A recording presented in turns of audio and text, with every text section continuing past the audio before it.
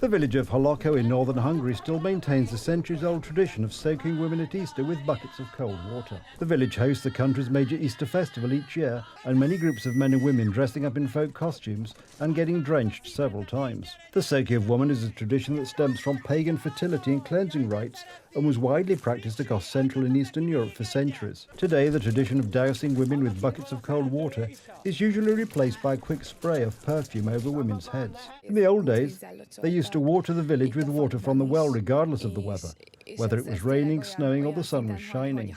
Many illnesses occurred because of this. Girls even got pneumonia.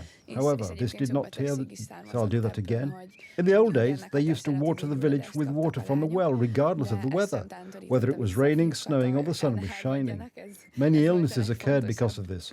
Girls even got pneumonia. However, this did not deter the boys. For them, the most important thing was to ensure the girls did not wither. But in Holoko, cold water continues to be the tradition. Getting soaked is a matter of pride for traditional women at Easter, as it signifies they have many male visitors, said villager Zofia Kellerman. For those who grew up with the tradition, it wasn't about ice cold water. Rather, it was about the men paying their respects to the households with women as they circled the village. Where they were young girls, they would be soaked, and good wishes bestowed upon them.